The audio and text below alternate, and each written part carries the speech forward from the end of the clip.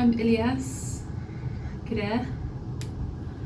and I'm a senior mental health worker at Corner House, which is based at Springfield Hospital.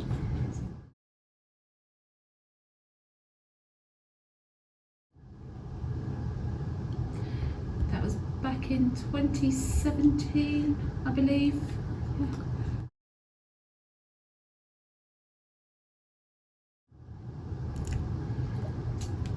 I was at Corner House, where I'm still now, and I applied to go on the leadership programme just to give me some useful tools, just to help me talk about my rights, confidentiality.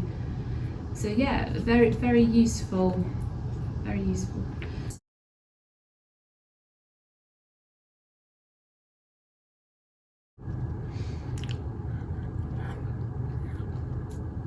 So at Corner House, they have deaf awareness. Disability awareness, I wouldn't say they have. So at the hospital, you know, if we've got disabled children coming into Corner House that are in a wheelchair, then we wouldn't be able to accommodate them, so things like that. So back in the old times, we have HCAs and nurses, they all learnt sign language, but because there's quite a high turnover of staff, it's trying to educate new members of staff, deaf awareness, sign language, so it feels quite repetitive. So where would you say that trust sits in the five of the cultural, continuum cultural?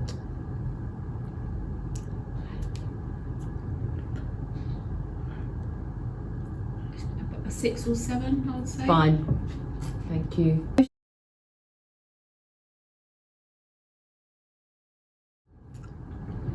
Yes, I applied for an OT assistance job recently. I got interviewed, but I was unsuccessful.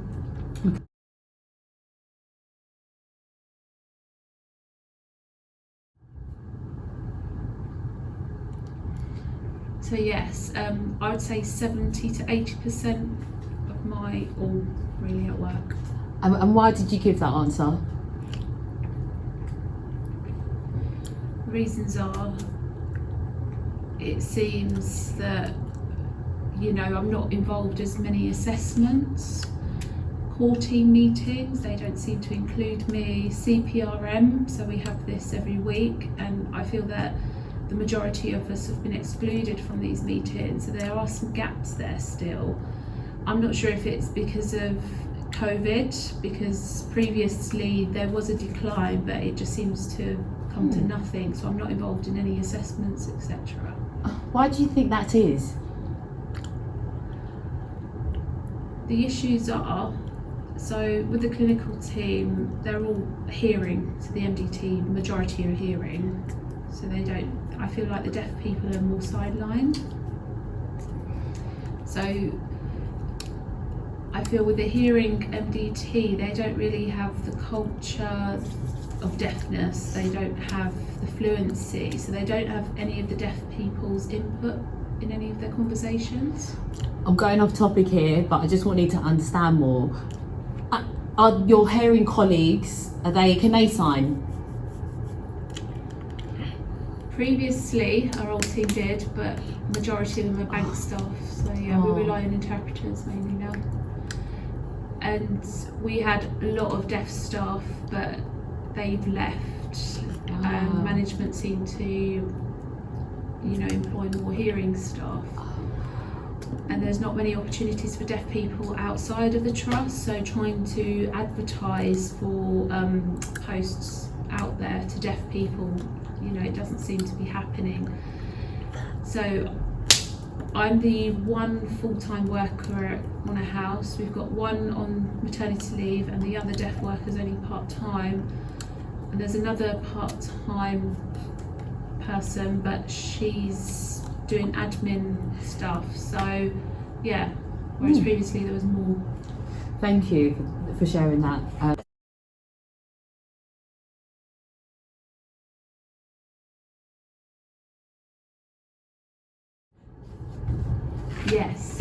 Yes, brilliant. And in what capacity do you use them? I do use them, but I've sort of adapted the way of using them because all the patients on the ward orals, they use spoken language, they don't use sign language. So they're not using sign language, so if there's no deaf staff on the ward, they're relying on the hearing staff to talk to, but if there's deaf staff on the ward, they would sign to us, but they don't sign to the hearing staff. So I have to rely on interpreters heavily because I have to see what they're saying, and yeah, so not much interaction really.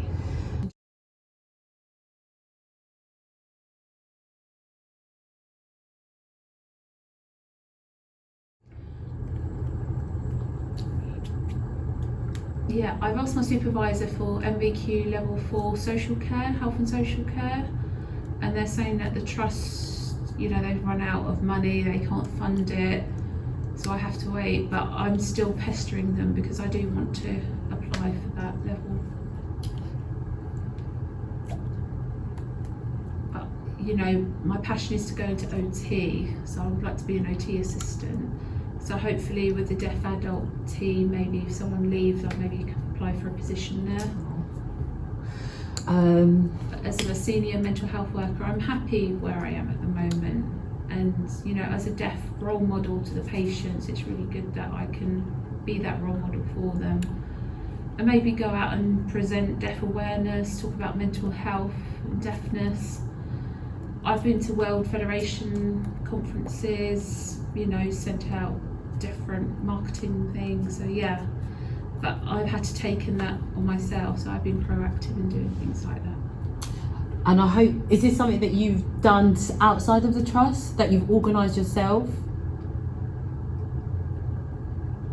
Yes, yeah, for the last, that was 4 years ago, and I went to Paris and that was fantastic. So I applied for that course and it was all approved, and yeah. Brilliant. And I had to do something about conversations, yeah. Okay, brilliant. And so you said that these trainings, were they approved by your manager?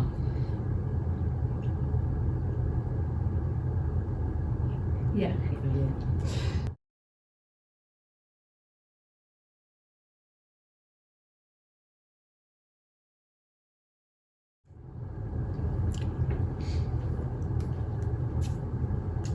Being on that leadership course, I learned about my rights, about challenging people.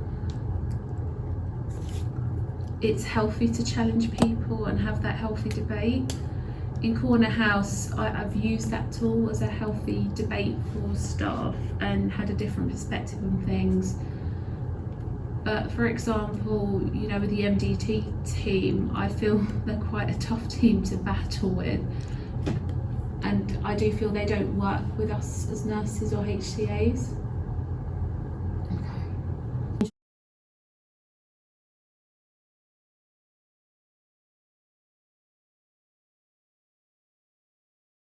So I looked at that, yeah, and I'm keen on doing all of them actually. yes. Yeah. Yes. Well, that answers that then. Thank you. That is all the questions. Thank you so much. No, Thank you. Bye.